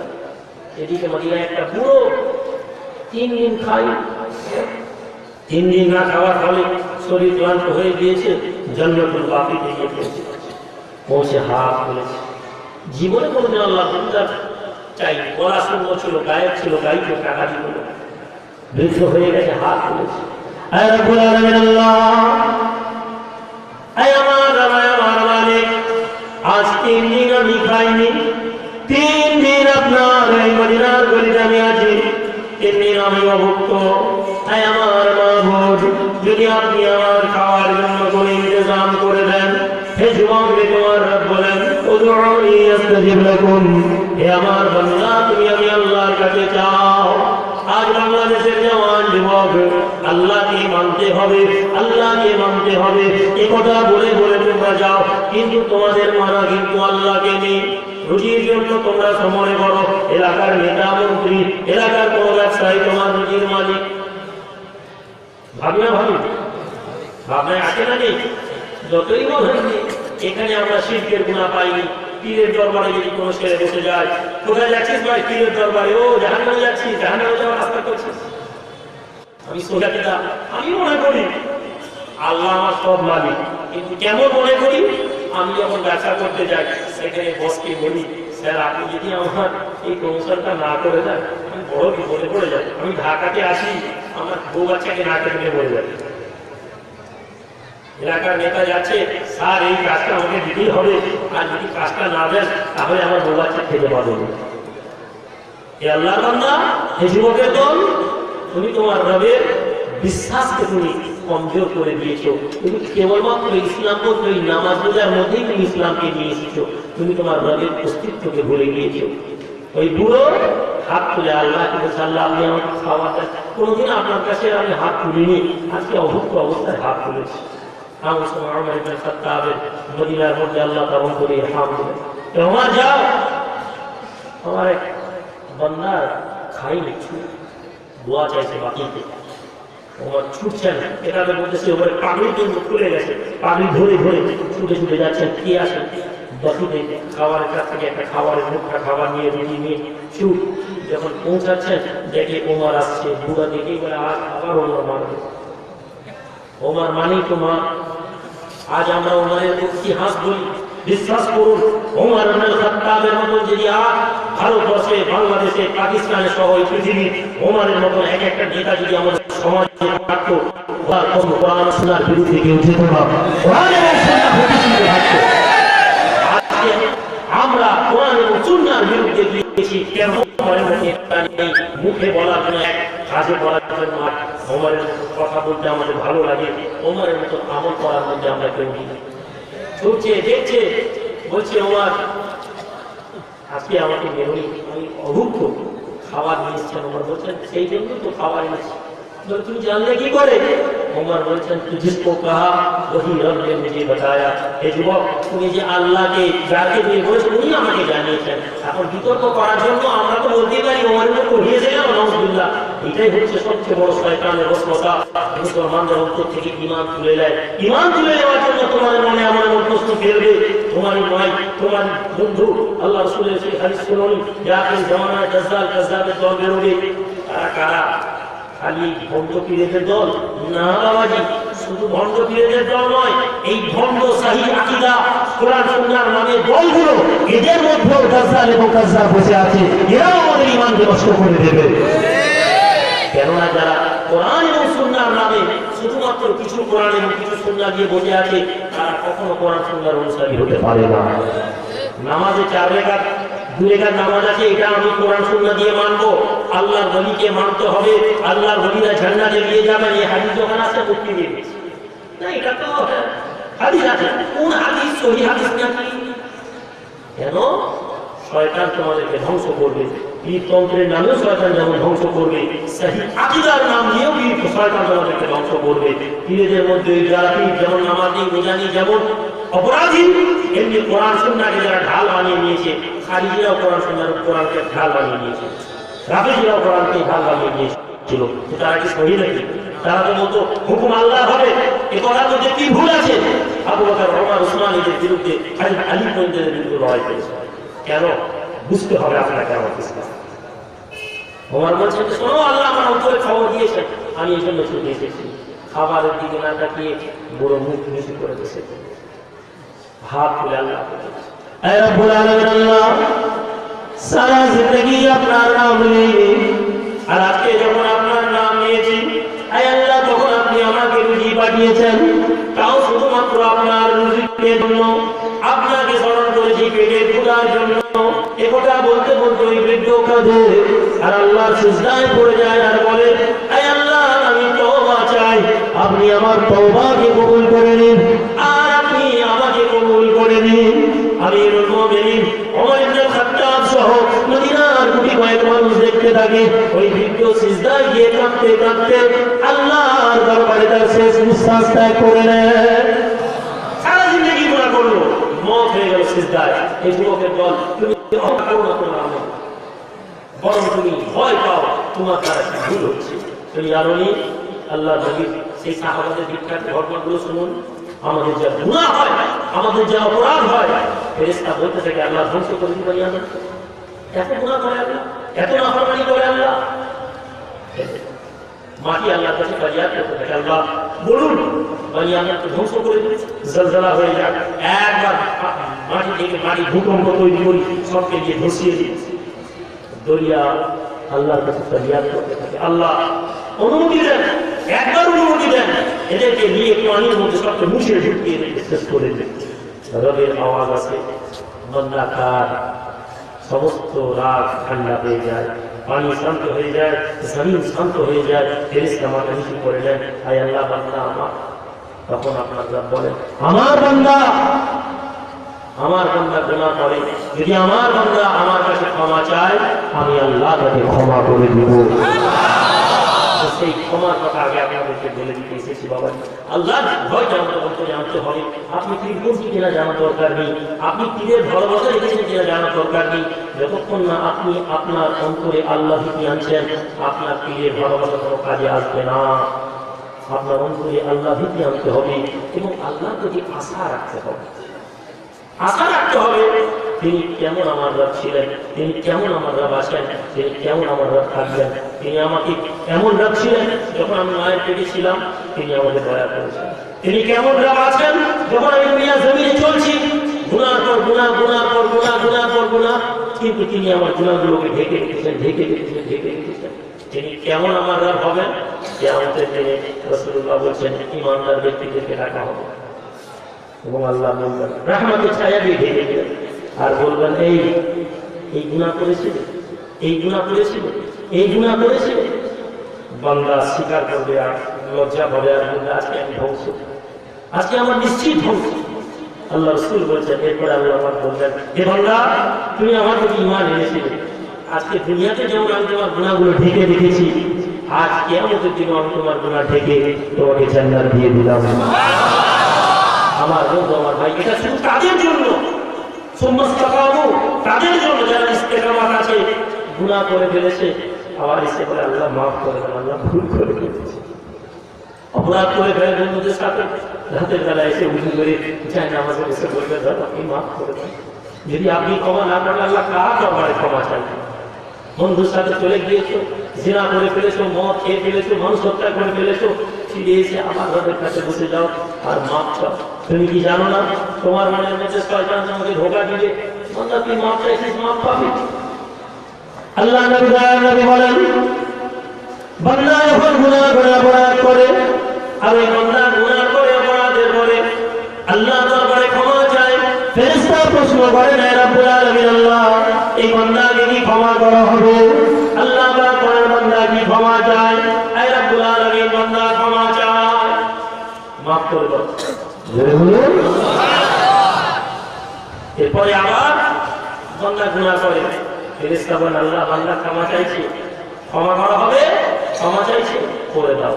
আবার গুনাহ করে, আবার ক্ষমা চায়, আবার প্রশ্ন হয়, জবাব আছে ক্ষমা করে দাও। বারে বারে যখন বান্দা এভাবে গুনাহ করে, ফেরেশতা বলেন আল্লাহ এ তো বারে বারে গুনাহ করে। আল্লাহ রাসূল বলেন আল্লাহ পাক বলেন হে আমার ফেরেশতারা আমার বান্দা কি আশা রাখে আমি আল্লাহ তাকে মাফ করে দিব। হে রব্বুল আলামিন আল্লাহ বান্দা আশা নিয়ে আপনার দরবারে হাত তুলেছে, আল্লাহ পাকের পক্ষে জবাব আছে শোনো আমার বান্দা যদি আমি আল্লাহ কাছে মাফ চাইতে চাইতে ক্লান্ত না হয়, আমি আল্লাহ আমার বান্দাকে মাফ করতে করতে ক্লান্ত হব না। আমার বাবা আমার বন্ধু আলোচনার প্রথম অধ্যায়ে আমি এখানে শেষ করবো, কেননা সময় সংক্ষিপ্ততার কারণে আমার রবের ভয় আমাদের অন্তরে রেখে রবকে ভালোবাসতে হবে। কথা বুঝতে পেরেছেন না পারেননি? এবার এই রবের ভালোবাসা কোথা থেকে এসেছে এটা আমাদেরকে জানা দরকার, এটা আমাদেরকে জানা দরকার। ওই রবের ভালোবাসা যে নবীর মাধ্যম থেকে আমরা পেয়েছি, যে রাসূলুল্লাহর মাধ্যম থেকে আমরা পেয়েছি, আজ সেই নবীর মুহাব্বত আমাদের অন্তরে আছে না? যদি বলুন আছে না? আছে। কি যারা কেমন আছে আমাদের মনের মধ্যে রাসূলুল্লাহ? এখানে একটা গুরুত্বপূর্ণ আলোচনা দিকে যাচ্ছি, অন্য চ্যাপ্টার। এখানে কনফ্লিক্ট করবে আমাদের আলোচনা, আমাদের ভাবনার সাথে একটু ধাক্কা লাগবে। কেন আমরা যেটা ভাবি সেই ভাবনার বাইরে যদি কথাগুলো হয় তখন আপনার মনে হবে যে আহা কিন্তু হুজুর তো আমরা দেখছি ভুল ভাল কথা বলে, এতক্ষণ থেকে মনে হচ্ছে ভুল ঠিক বলছে। কেন না রবের কথা হচ্ছে, রবের কথাতে কোনো কিন্তু আমাদের বিভেদ নেই, কোনো বিতর্ক নেই, কোনো ধাক্কাধাক্কি নেই। আল্লাহর পরিচয়, আল্লাহর জাত, আল্লাহ বিবরণে কখনো কোনো মুসলমান কিন্তু দ্বিমত করতে পারে না, কথা বুঝলেন? কিন্তু এরপর থেকে কিন্তু মুসলমানের দ্বিমত আলোচনা শুরু, আল্লাহ নবীর আলোচনা থেকে কিন্তু আমরা দ্বিমত করতে শুরু করেছি। কেন? একদল মানুষ এটা জানে যে যদি আল্লাহকে অস্বীকার করার মাধ্যমকে রাসূলকে অস্বীকার করলে কাকে অস্বীকার করা হবে? মান আতানি ফাকাদ আতা আল্লাহ, মান আসানি ফাকাদ আসা আল্লাহ। রাসূলুল্লাহ বলেন যে আমার এই যে আত করলো, যে আমাকে অনুসরণ করলো সে আল্লাহকে অনুসরণ করলো, আর যে আমার দুশমনি করলো সে আল্লাহ দুশমনি করলো। তো সুতরাং আল্লাহর সাথে আল্লাহর দুশমনি করা আমাদের দরকার নেই। আল্লাহকে মানিনি, আল্লাহকে বিশ্বাস করিনি, আল্লাহ মাফ করবেন এমন কথা বলার দরকার নেই। কোথায় দুশমনি আনতে হবে? নবীকে। মুসলমান আল্লাহকে অস্বীকার করবে, আল্লাহকে দেখেনি। মুসলমান তো নবীর উপরে দেখেই মানে নিয়েছে। আল্লাহ প্রতি ইমান কখন এনেছি ভাই? নবী বলেছেন বলেই না। তো নবী না বললে আল্লাহকে মানতাম? তো নবী বলেছেন যেখান থেকে উৎপত্তি সেই জায়গাটাকে মুসলমানদেরকে ভেঙে দাও, আল্লাহর অস্তিত্বকে এমনি মুসলমান ভুলে যাবে। আজকে ইহুদি এবং নাসারারা তাদের নবীকে আগে ভুলেছে, তখন তারা আল্লাহকে ভুলে গেছে। আজকে ইহুদি মদ খায়, নাসারা মদ খায়, নাসারা জিনা করে, ইহুদি জিনা করে, তারা গুনাহ মনে করে না। কেন? না তারা তাদের নবীকে ভুলে গিয়েছে। আজকে মুসলমান তোমরা তোমার নবীকে ভুলে যাচ্ছে। তোমাদের নবী মানে কি? ওই নবী কোথায় হাত দিতে নামাজ পড়েছিলেন ওইটাই তোমাদের নবী। আর কি মোহাব্বত, নবীকে ভালোবাসা। নবীকে ভালোবাসতে হবে না হবে? সবাই দলিল দিয়ে বাঁচতে হবে। কেমন ভালোবাসবো? দলিল নেই কারো কাছে। একজন বলে নামাজ পড়ার নাম, নামাজ পড়লেই নবীকে ভালোবাসা। কেউ বলে রোজা রাখলেই নবীকে ভালোবাসা। আবার অনেক বলে নবীর হুকুম মানাটাই নবীর ভালোবাসা। নামাজ পড়াটা, রোজা রাখাটা নবীর যদি ভালোবাসা হয়, তাহলে আল্লাহ পাক কোরআন এবং সাহাবাদের জিন্দেগিটাকে একটু ভালো করে দেখেন। ঈমানকে আমরা, ঈমান কি জিনিস আমরা যদি জানতে চাই, তাহলে রাসূলুল্লাহকে চিনতে হবে এবং নবীকে, নবী কেমন সেটা জানার প্রয়োজন আছে। সর্বপ্রথম রাসূলুল্লাহর মহব্বত আমাদের অন্তরে আনতে গেলে আনকন্ডিশনাল, কোনো শর্ত থাকবে না। রাসূলকে, যার জন্মটা হয়েছে এমন ভাবে পৃথিবীর কোনো মানুষের জন্ম হয়নি, জোরে বলুন। তার জন্ম প্রত্যেক মানুষের মতন জন্ম, এ কথা অস্বীকার করার কোনো জায়গা নেই। কিন্তু রাসূলুল্লাহর জন্ম, যখন তিনি জন্ম হচ্ছেন তখন তার শরীরের মধ্যে কোনো ধরনের নাপাক, দুর্গন্ধ, ময়লা নেই। তার দায় বলছেন, এটা কে? এমন ছেলে তো আমি জীবনে দেখিনি। আমার নবী ওই মানুষ যিনি জন্মানোর কিছুক্ষণের কয়েক মুহূর্ত পরে আল্লাহ সিজদায় চলে গিয়েছিলেন। মুহাম্মাদুন বাশারুন লাইসা কাল বাশারি। মুহাম্মদ এমন একজন মানুষ, যে মানুষ দুনিয়ার কোনো মানুষের সাথে উদাহরণ হবে না। নবী মুহাম্মদ আপনার আমার মতো মানুষ নয়। একজন লোক বলে নবী কি আমাদের মতো মানুষ? না, নবী আমাদের মতো মানুষ না। আমরা নবীর মতো কোনো মানুষ নেই। নবী আমাদের মতো মানুষ। নবীর চোখ আছে, নবীর হাত আছে, নবীর পা আছে, কিন্তু নবীর হাতের মতো আমাদের কারো হাত নেই, নবীর চোখের মতো আমাদের কারো চোখ নেই। আল্লাহ রাসূল সাল্লাল্লাহু আলাইহি ওয়াসাল্লাম ছিলেন মহামানব। কেমন মহামানব? তিনি যখন দাঁড়িয়েছিলেন, আগে নবী মহামানব কিনা জেনেলেন, তারপরে ঈমানটা বুঝলেন। নবীর প্রতি যখন আমাদের বিশ্বাসী তৈরি হয়ে গেছে, নবী আমাদের মতো মানুষ। একজন লোক এত মেহনত করেছে এর উপরে, একজন আলেমা এত মেহনত করেছে এর উপরে, এত ইহুদিদের পয়সা ফ্রিতে এত বই বিতরণ করেছে। আজকের দিনে মুসলিম যুব সম্প্রদায় মনে করে রাসূলুল্লাহ আমাদের মতো মানুষ। কথা ঠিক বলছি না ভুল বলছি? দেখবেন ফ্রিতে বই, ফ্রিতে ইন্টারনেট, ফ্রিতে বক্তা, ফ্রিতে সব কিছু ফ্রি। এরা বই দিয়ে যে পড়, নবী আমাদের মতো মানুষ। নবীর আমি আপনাদের সহিহ হাদিস থেকে কয়েকটি নবী মহামানব হওয়ার জন্য উদাহরণ দিচ্ছি। আল্লাহ রাসূল মসজিদে নববীতে দাঁড়িয়ে আছেন, আল্লাহ রাসূল নামাজের জন্য দাঁড়িয়ে আছেন। এমন সময় পিছন দিক দিয়ে সাহাবারা কাতারটাকে এলোমেলো করে দাঁড়িয়েছেন। আল্লাহ কিবলার দিকে মুখ করে আওয়াজ দেয়, তোমরা কাতারকে সোজা করে নাও। নবী আমাদের মতন মানুষ, নবী ঘুমিয়ে আছেন। রাসূলুল্লাহ সাহাবা বলছেন, আপনারা সবাই জানেন, শুধু নিভিয়ে দেন। নাক থেকে রাসূলুল্লাহ আওয়াজ বেরোচ্ছে, ঘুমে একেবারে ঘুরঘুর ঘুরঘুর নাক ডাকা, যাকে আমরা বলি। নাক ডাকা কথা ঠিক না, বেয়াদবি আমি মনে করি। এই জন্যই একেবারে ঘুমন্ত অবস্থায় আছে, সাহাবীদের চেনে রাসূলুল্লাহ উঠে নামাজ পড়তে লাগলেন। হুজুর, নামাজের জন্য আপনি সারা জিন্দেগি আমাদেরকে শিখিয়েছেন, নামাজের জন্য আমাদেরকে উযু করতে হবে ঘুম থেকে উঠলে। হুজুর, আপনি তো ঘুমাচ্ছিলেন। জবাব আসছে, শোনো, রাসূলের চোখ দুটো ঘুমালে অন্তরটা ঘুমায় না। নবী আপনার আমার মতো মানুষ নয়। আর একটি ছোট্ট দৃষ্টান্ত আপনাদেরকে আমি দিয়ে দিই। মাটি হওয়া নিয়ে কিছু লোক বিতর্ক করে। আমাদের আহলে সুন্নাত ওয়াল জামাতের লোকেরা নবী নূরের না মাটি, এই বিতর্কে যাবে না। নবী মাটি, কিন্তু সেই মাটিরও দৃষ্টান্ত যদি আপনাদেরকে দিতে হয় তো ভালো করে বুঝে রাখবেন নবী কেমন মাটি। নবী মাটি, তো মাটি কেমন মাটি? আপনি মাটি, আমাকে দুজনে একই মাটি। খাজা মঈনুদ্দিন চিশতি আজমিরি রাহমাতুল্লাহ মাটি, আমরাও মাটি। আমরা মাটি আর খাজা মঈনুদ্দিন চিশতি আজমিরি একই মাটি না। এটা বোঝার জন্য আর একটু ভেঙে বলে আমি জানি না এটা আলোচনা করেছিলাম কিনা। মাটি আপনাদের বগুড়া এখানে, পাবনা, নওগাঁর এই মাটি। আমি দিল্লি থেকে কি বলে, আমি মেদিনীপুর থেকে এক বস্তা মাটি নিয়ে এসে বলবো, ভাই আমাদের মেদিনীপুরের মাটি, এক বস্তা মাটির দাম 10 টাকা, আপনারা কি নিয়ে আসেন? আপনারা হইলে এখান থেকে 20 বস্তা মাটি নিয়ে চলে যান। আমি বলবো, ভাই দুটোই মাটি, কিন্তু আমি এই মাটিটাকে দিয়ে, দুটো মিস্ত্রি দিয়ে মাটিটাকে চেলে ভালো করে একটু সুন্দর করে কাদা দিয়ে করে মাটির ভাঁড় বানাবো। কাপ আপনাদের এখানে আছে মাটি, কি বলে ভাঁড় বলে তো, মাটির কাপ, ভাঁড়, খুঁড়ি, বিভিন্ন জায়গায় বিভিন্ন ভাষা বলে। ওইটাকে আমি 10টা মাটির খুঁড়ি 2 টাকা দিয়ে 20 টাকা দিয়ে একজন দোকানি কিনবে, আমার মতন একজন লোক, হ্যাঁ দেখো দোকানি কত বোকা, এটাও মাটি ওটাও মাটি, এই মাটিটা একজন ছেলে এই মাটিটা পয়সা দিয়ে কিনছে, যে বলবে তাকে কি বলবো আমরা, পাগল বলবো না? নবীও মাটি, আমিও মাটি, তুমিও মাটি, কিন্তু নবীর মাটি আর তোমার মাটির দৃষ্টান্ত এক। আবার এই মিস্ত্রি, আমি আরেকটু ভালো চীন থেকে একটা চীনা মিস্ত্রি নিয়ে এসে ওই মাটিকে ছেড়ে আরেকটু সুন্দর করে এতে কিছু সামগ্রী দিয়ে ওই মাটিতে আমি চীনা মাটির প্লেট বানাবো। ওখানে 10টা মাটি হচ্ছে 20 টাকা, এখানে একটা চীনা মাটির প্লেট 20 টাকা। ওটাও মাটি এটাও মাটি, কিন্তু দুটো মাটি দিয়ে এক মাটি। আর একটু ভালো মিস্ত্রি নিয়ে আসবো, ক্রিস্টাল মিস্ত্রি নিয়ে এসে ওই মাটিকে চেলে কিছু কেমিক্যাল দিয়ে ওই মাটিকে ক্রিস্টাল প্লেট হবে, একটা প্লেটের দাম 5000 টাকা। বোন চাইনার মতো যেটাকে আমরা বলি, ওটাও মাটি এটাও মাটি, দুটো মাটি এক।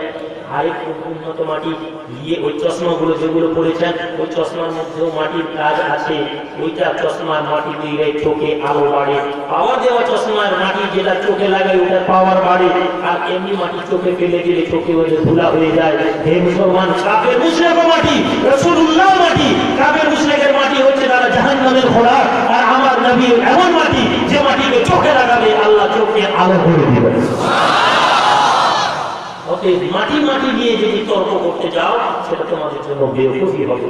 খবরদার, মাটি মাটি করে রাসূলুল্লাহ আজমত এবং ইজ্জতকে মনে করো না যে নষ্ট করে দিবে। আমার নবীর ইজ্জতকে আল্লাহ যা বাড়িয়ে দিয়েছেন কিয়ামত পর্যন্ত সেই ইজ্জতকে আল্লাহ বাড়িয়ে দিবেন। বলুন, কেউ কমাতে পারবে না। হক একটা দল থাকবে, হাদিসের মধ্যে আছে রাসূলুল্লাহ বলেন তোমাদের মধ্যে একটা দল হক থাকবে। তার মানে যে নতুন নতুন দলগুলো আমরা তৈরি করছি এগুলো কিন্তু হক না।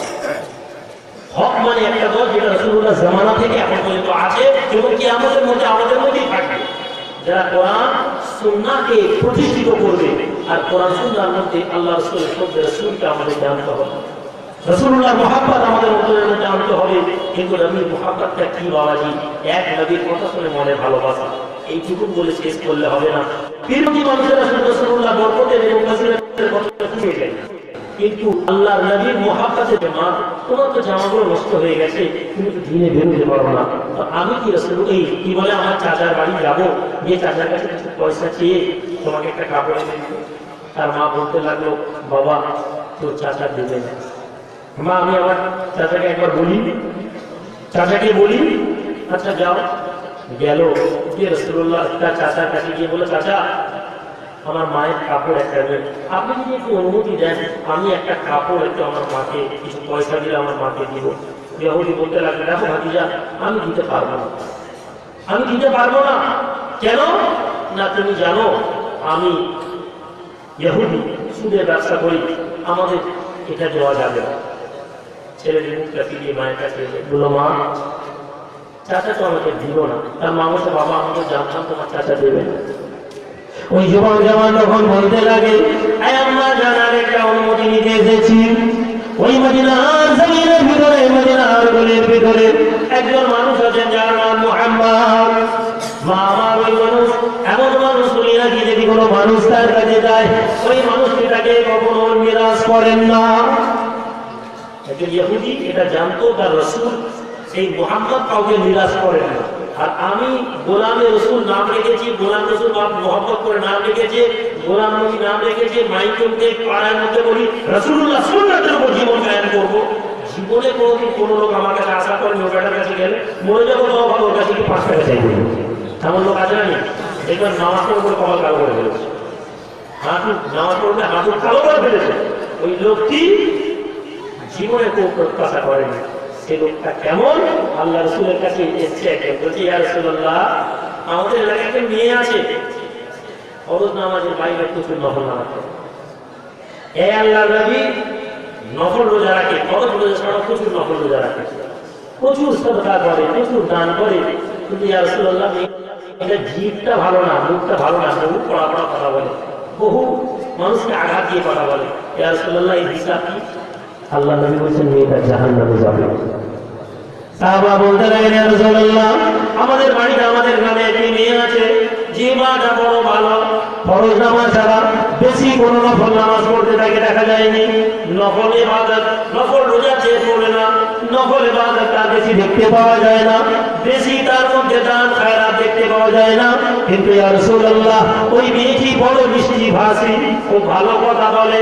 আয় আল্লাহর নবী, ওই মেয়েটার সম্পর্কে আপনার কি বক্তব্য? আল্লাহ নবী দয়ার নবী বলেন, ও আমার সাহাবা শুনে নাও, ওই মেয়েটি জান্নাতে যাবে। তোমার নবী মিষ্টি ভাষা, হুসনে আখলাককে গুরুত্ব দিয়ে জান্নাতের চাবিকাঠি বানিয়েছে। তোমার মধ্যে শুধু কেমন নামাজ, কেমন রোজা, কি করবো এটার মধ্যে আছে। ওই যুবক জানতো মুহাম্মদ মুসলমানদের নবী, কিন্তু সে এটা জানতো সে মানুষ যদি তার কাছে যায় তাকে হাত ফিরবে না। আর আমার বন্ধু আমার কাছে আসতে চায় না, ওটা যতই মুখে বলুন জীবনে কোনো সাহায্য করবে। মা বলছে, বাবা তুমি যেও না, আমার ভয় হয় যে তুমি ওখানে যাবে আর তোমার ওই মুহাম্মদ কথার মধ্যে এমন ভালো কথা বলবে যে তুমি ঈমান হারা হয়ে চলে আসবে, অর্থাৎ তুমি মুসলমান হয়ে যাবে। আমার একটাই ছেলে তুমি, আমি তোমাকে কোনো মতেও অনুভব করতে পারি। যুবকটি বলছে, মা আমি আপনাকে কথা দিচ্ছি আমি মুসা নবীর দ্বীনকে ছাড়বো না। কত বড় তার বিশ্বাস, সে তার ঈমানের প্রতি বিশ্বাস। সে গিয়ে পৌঁছে গেছে আল্লাহ রাসূলের দরবারে। মুহাম্মদ আপনার কাছে এসেছি একটু আবেদন নিয়ে। আল্লাহ রাসূল বলছেন, বলো, কিন্তু তার আগে আপনাকে একটু শর্ত দিব, আমার একটা কন্ডিশন আছে। কথা বুঝতে পেরেছেন না? পারেন না? আমাদের মধ্যে কেউ যদি এরকম আসে, এলাকার কাউন্সিলর সাহেব, এলাকার চেয়ারম্যান সাহেব, এলাকার এমএলএ সাহেব, এমপি সাহেব, যে এমপি সাহেব আপনার কাছে এসেছি একটু আবেদন নিয়ে, আমি কিছু চাইবো, আর তারপরে বলে আমি আপনাকে একটু কন্ডিশন দিচ্ছি, এই কন্ডিশনটা আপনাকে মানতে হবে। এমপি তো ছেড়ে দেন, এলাকার যিনি চেয়ারম্যান আছে তিনি কান্দরে বার করে দেবেন, তুই আমার কাছে সাহায্য চাইতেছিস কন্ডিশন। রহমতুল্লিল আলামিন ও নবিয়্যিও মে রহমতুল্লাহ পানে ওয়ালা, জোরে বলুন সুবহানাল্লাহ।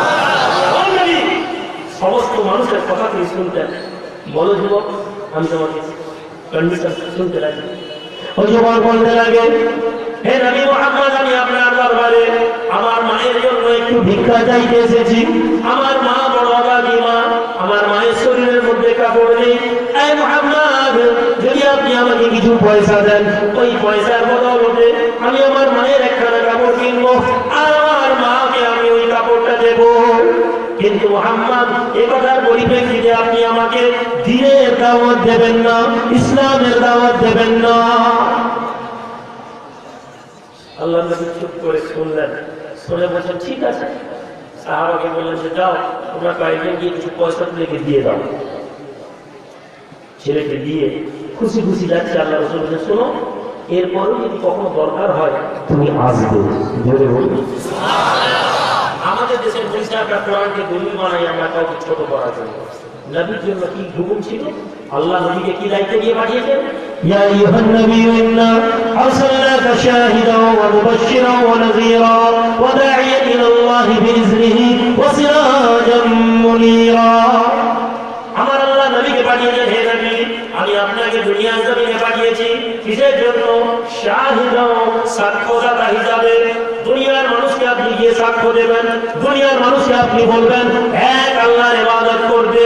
আল্লাহ রাসূল বলেন, আমার এক হাতে চাঁদ এক হাতে সূর্য দিয়ে দিল, তবু আমি তাওহীদের ডাক দিতে ভুলব না। সেই নবীর কাছে একজন এসে বলছে, আপনি আমাকে তাওহীদের ডাক দিবেন না। রাসূলুল্লাহ বলছেন, আচ্ছা ঠিক আছে, পয়সা নিয়ে চলে গেল। এর নাম কি? এর নাম হচ্ছে, কোরআন বলছে, উদউ ইলা সাবিলি রাব্বিকা বিল হিকমাতি ওয়াল মাউইযাতিল হাসানা। উদউ ইলা সাবিলি রাব্বিকা বিল হিকমাতি ওয়াল মাউইযাতিল হাসানা, এটার নাম হচ্ছে হিকমত। এই যুবক, কাউকে আঘাত দেওয়ার জন্য কোরআনের দলিল, কোরআনকে ব্যবহার করো না। ওই দিন তোমাকে ধরা হতে হবে যদি তুমি নিজের স্বার্থের জন্য কোরআনের ব্যবহার করো। ওই যুবক খুশি খুশি খুশি খুশি নিজের মায়ের কাছে গেছে, দিয়ে মানে মা মুহাম্মদকে কথায় কিন্তু আজকে মা দিয়ে চলে এসেছি, উনি আমাকে অর্থ দিয়েছেন এই লাও শাড়ি, আর আমি শর্ত দিয়ে দিয়েছি আগামীতেও মুহাম্মদ রাজি আমাকে পয়সা দেওয়ার জন্য। মা শোনার পরে বলছে, বাবা মুহাম্মদ যদি আল্লাহর নবী না হতেন, তুমি যে কাজ করেছো তুমি আর ফিরতে পারতে না। বাবা নিঃসন্দেহে তুমি আল্লাহর নবী, এই কাপড় আমি শরীরে পরার আগে তুমি গিয়ে রাসূলুল্লাহর দরবারে ঈমান নিয়ে চলে এসো। আমার বন্ধু, আমার बाबाजीरा, हुस्न अखलाक वो बना ले जो अपने जिंदगी को संवरना चाहे। सुंदर जिंदगी रसूलुल्लाह मोहब्बत का अंश होच्छे हुस्न अखलाक। কুলু কওলান সাদীদা, আল্লাহর হুকুম আছে তোমরা ভালো কথা বলো। হুসনে আখলাক তৈরি করতে গেলে ভালো কথা আপনাকে আমাকে বলতে হবে। ভালো কথা কেমন বলবো বাবাজি? ভালো কথা বলা মানে ওই কথাগুলো যা রাসূলুল্লাহ বলেছেন, আল কালিমাতু তাইয়্যিবাতুন সাদাকা। হে দুনিয়ার মানুষ, ভালো কথা নেক কথা সাদাকা। আপনি প্রতিবেশীর সাথে ভালো কথা বলেন, প্রতিবেশীর সাথে ভালো আখলাক রাখেন, আর আমার নবীর প্রতি ঈমান রাখেন। রাসূলুল্লাহ আমার দুনিয়া আমার আখিরাত এই দুই জায়গাটি আমার নবীর ওসিলা আমার জন্য প্রয়োজন আছে। কথা বুঝতে পেরেছেন না পারেননি? আজ একদল মানুষ নবীর সম্পর্কে একেবারে শেষ লগ্ন আমি এসেছি, এই আলোচনা শেষ আগে আমি ঢুকে যাচ্ছি। শুনুন, আল্লাহ রাসূলের সম্পর্কে দোয়া চাইবেন, নিজের দোয়াতে রাসূলুল্লাহর নাম রাখবেন। হাদিসের মধ্যে এসেছে আল্লাহর নবীর নাম দোয়াতে যে ব্যক্তি রাখলো, আল্লাহ রাসূলের নাম শুরুতে মাঝে এবং শেষে দরুদ অর্থাৎ রাসূলুল্লাহর নাম যেখানে এলো, আল্লাহুম্মা সাল্লি আলা মুহাম্মদ যেখানে এলো, যে নামের মধ্যে মুহাম্মদ এলো, ওই দোয়াকে আল্লাহ কবুল করে নেন। পড়ুন ওই শেষ মুহূর্তে আল্লাহর নবীর আখলাক জিন্দেগি। আজ একজন মানুষ বলছে নবী মরে গেছেন, মক্কা মুকাররমা মদিনা মুনাওয়ারায় আমরা হজে যাই, যে ঈমান বাড়ানোর জায়গায় ঈমান কমিয়ে দিয়েছিলেন। ইল্লা মাশাআল্লাহ, আল্লাহ যাদেরকে ইলম দিয়েছেন, আল্লাহ যাদেরকে আমল দিয়েছেন, তাদের কথা ছাড়া। এই যুবক তুমি জানো নি, ইমাম আতাবী রাহমাতুল্লাহ আলাইহি শোনো তোমার নবীকে শেষ লগ্ন। আমি তোমাদেরকে এই জন্য সময় নষ্ট করতে বলবো না, প্রতিটি কথা যদি আমরা যদি অন্তরের মধ্যে গেঁথে দিই আমাদের আখিরাত তৈরি হয়ে যাবে। ইমাম আতাবী রাহমাতুল্লাহ আলাইহি বলেছেন, আমি মসজিদে নববীতে রাসূলুল্লাহর মাজারের সামনে বসে আছি, এমন সময় একজন কালো বদরি বৃদ্ধ এসে দোয়া চাইতে লাগলো। ইয়া রাসূলুল্লাহ, সে বলছে আমি শুনেছি আপনি যাকে ক্ষমা করে দেন আল্লাহ তাকে ক্ষমা করে দেন। জোরে বলুন। আসলে মূর্খ ছিল, সে জানতো না, সে অত কোরআন হাদিস বুঝতো না। সে শুনেছে কোরআনে আল্লাহ এরকম বলেছেন, ইয়া রাসূলুল্লাহ আপনি যাকে ক্ষমা করে দেন আল্লাহ তাকে ক্ষমা করে দেন। হে নবী, আমি এটা বিশ্বাস রাখি আপনি আপনার কবরের মধ্যে জিন্দা আছেন। জোরে বলুন। আমার কবরের মধ্যে জিন্দা নেই, জিন্দা নেই। কোন মাযহাব ইনকার করতে পারবেন। আপনি আহলে হাদিসে চলে যান, জামাত ইসলামকে চলে যান, তাবলীগ জামাতে চলে যান, तमाम মানুষ প্রত্যেকে এটা কিন্তু মানে আল্লাহ রাসূলের কবরে আল্লাহ রাসূল জিন্দা। তিনি কবরে সালাম দিলে শুনতে পান, তিনি কবরে শুনতে পান, এবং রাসূলুল্লাহ জিন্দা হওয়ার জন্য কোন দলমতের দলিল চাই না। শহীদরা কবরের মধ্যে কি এটা ইনকার করবে কেউ? আল্লাহ বলেছেন তার কবর জিন্দা। আর শহীদের লেভেল ইসলামের কোথায়?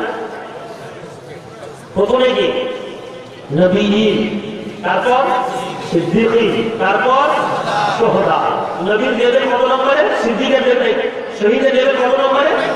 3 নম্বরে। 3 নম্বরে লোক কবরের মধ্যে কি আছেন? জিন্দা আছেন। মুয়াজ্জিন সাহেবের বেতন 25,000, ইমাম সাহেবের বেতন 18,000। বিশ্বাস করা যাবে? কেউ বিশ্বাস করবে? আকল বলছে। তো যদি শহীদ কবরের মধ্যে জিন্দা, কেমন জিন্দা? তারা কবরে কি করেন? এবং আল্লাহ কোরআনে আরো বলেছেন, এই আয়াতটা সবাই জানি। আল্লাহ পাক আরো বলছেন, ওয়ালা তাহসাবান্নাল্লাযীনা কুতিলু ফী সাবিলিল্লাহি আমওয়াতা। ऐ लोगों गुमान ना करना, ऐ लोगों गुमान भी मत करना कि शहीद अल्लाह के राह पे मरने वाला मर गया है, अल्लाह के राह पे शहीद होने वाला मर गया है। ऐ दुनिया लोग, वला तहसबन्नल्लज़ीना कुतिलू फी साबिलिल्लाहि अमवाता। তোমরা মনে মনে ওই কথা বলো না যে শহীদরা মরে গেছে। জোরে বলো সুবহানাল্লাহ। অর্থাৎ মুনাফিক একজন ছিল যারা বলতো কবরের মধ্যে আচ্ছা শহীদরা মরে গেছে, কিন্তু মনে মনে বলতো তুই ওই কবরে গিয়ে মরে গেল আর কিছু মরেই গেল, ঠিক না? তো এদের জন্য এরকম কোরআনে আয়াত আল্লাহ নামিয়েছেন। তো শহীদ কবরে জিন্দা আছে, আপনাকে কোনো মত মানতে হবে নবী কবরে জিন্দা আছে জানার জন্য? কোরআন শিখে দিয়েছে। বেদুইন বলতে লাগে, ইয়া রাসূলুল্লাহ, ইয়া হাবিবাল্লাহ, আমি শুনেছি আপনি দুনিয়াতে যখন ছিলেন আপনি এর জন্য মাগফিরাত চাইতেন, আল্লাহ তাকে মাফ করে দিতেন। ইয়া রাসূলুল্লাহ, আমি এটা বিশ্বাস রাখি আপনি কবরের মধ্যে জিন্দা। হুজুর, আমি দোয়া চাইতে এসেছি, আপনি আমার জন্য মাগফিরাত দিন, আমার গুনাহগুলো মাফ করিয়ে দিন। ইমাম আতাবী বলেছেন, আমি কথা শুনে ভুলিয়ে গেছি। এমন সময় ख्वाब में देखा सरकार दो आलम कायनात रहमतुल लिल आलमीन मेरे ख्वाब में आया और बड़े अदबी जाओ वो बदवी को कह दो कि अल्लाह उसके तमाम गुनाहों को माफ कर दिया।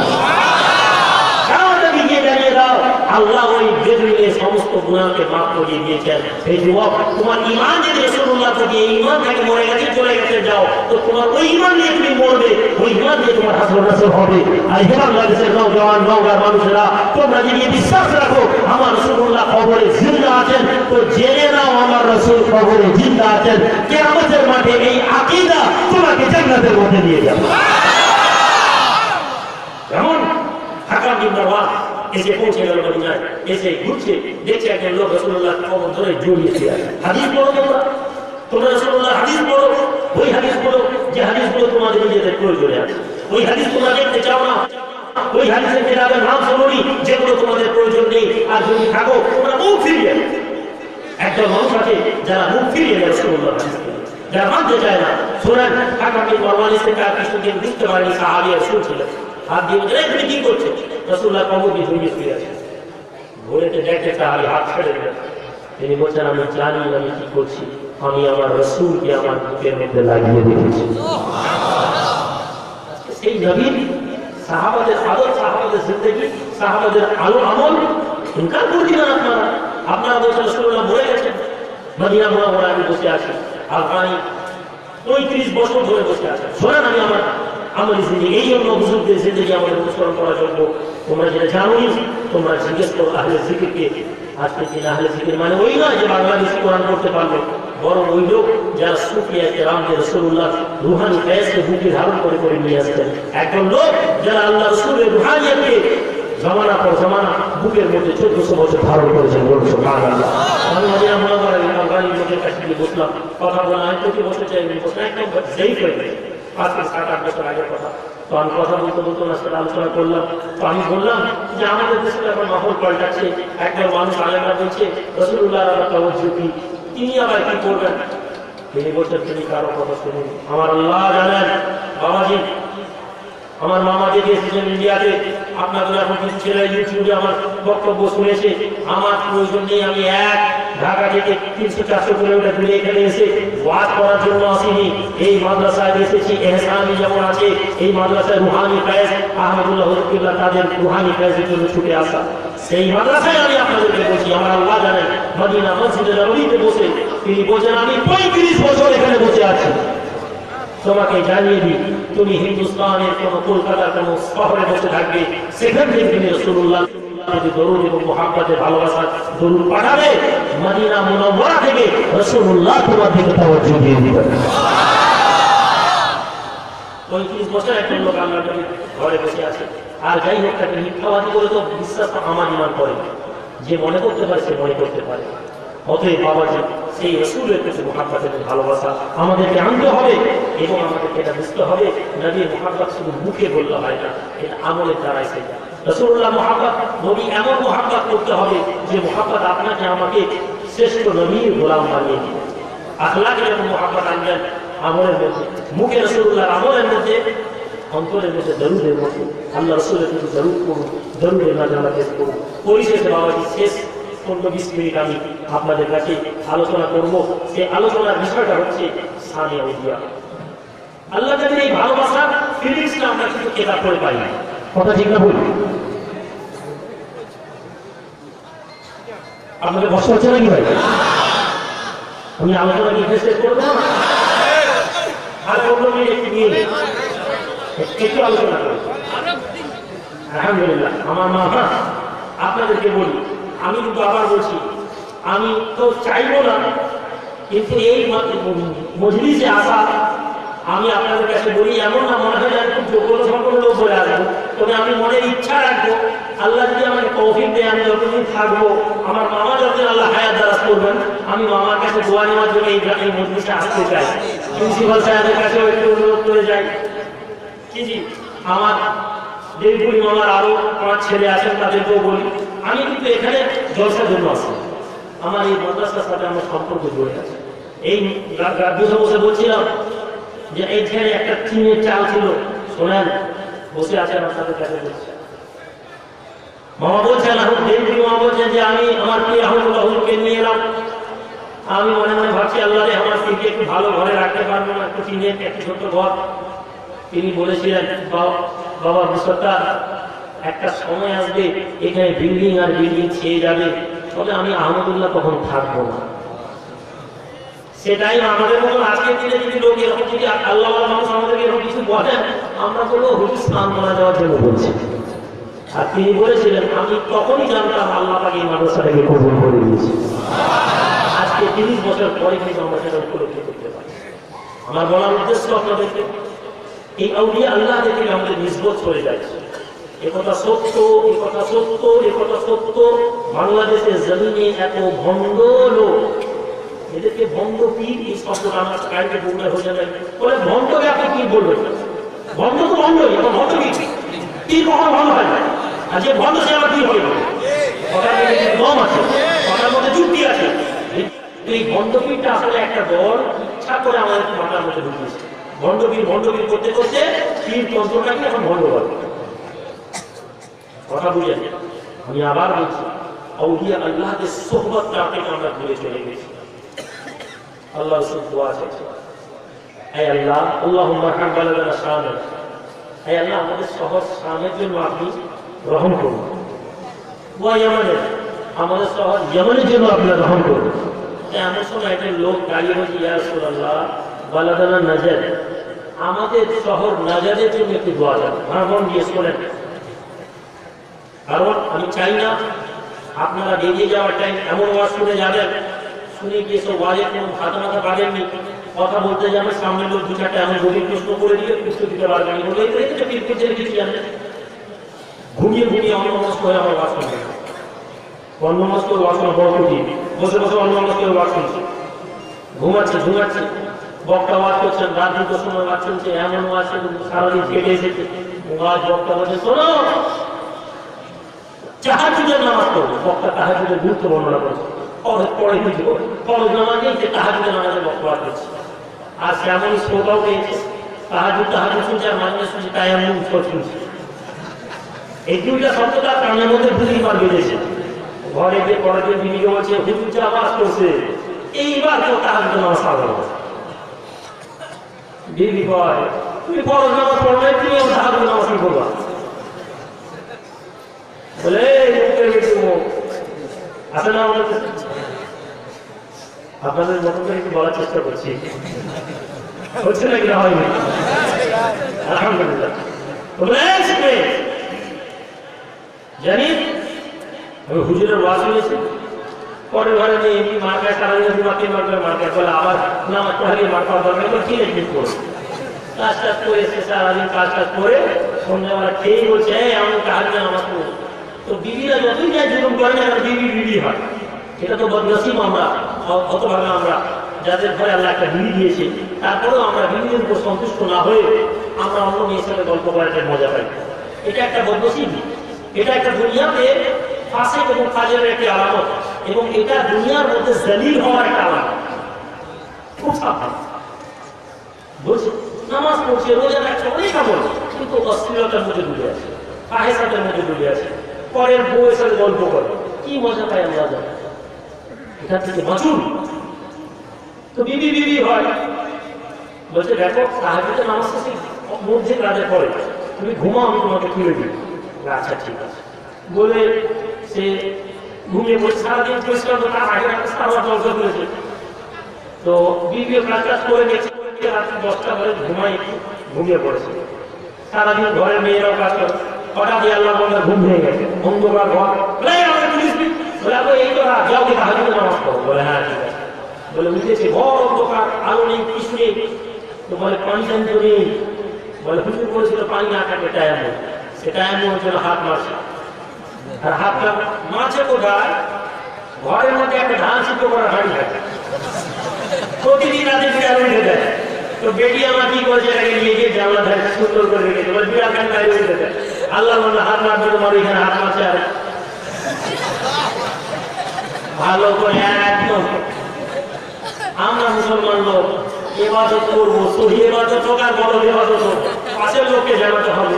আল্লাহ বলা হচ্ছে যে যদি তাহাজ্জুদ করবোই আমি, ঘরে কেন করবো, যাই মসজিদে গিয়ে করি। ইমাম সাহেব তো দেখো আমিও নামাজ পড়ি, গিয়ে মসজিদে গিয়ে দূরে একা নামাজ পড়তে পড়তে দেখবেন ইমাম সাহেব কেমন আমাদের মসজিদে গিয়ে সবচেয়ে পিছনে যে লোকটা যায় সেই আবার গিয়ে ঝোলে। ইমাম সাহেব খুতবা দেয়, আমাদের বাবা একটা লম্বা খুতবা, মসজিদে নেই ঘুম ধরে, মসজিদ আর মজলিস এই দুটোতেই যেন ঘুম। আমাকে বলে হুজুর মসজিদে গেলে ঘুম পায় না, আল্লাহ রহমত আছে, এই জন্য তোমাদের ঘুম ধরে যায়, তোমরা জেগে থেকে খুব বেশি কিছু করতে পারবে। ওই যে ঘুমিয়েছে। আর এদিকে আমাদের গ্রামগঞ্জের মসজিদগুলো দেখবেন একটা দিন ইমাম সাহেব যুদ্ধ হয়ে গেছে, কেউ নতুন লোক নেই, নামাজ নেই, সে বেচারা একাই আজান দেয়, একাই নামাজ পড়ে।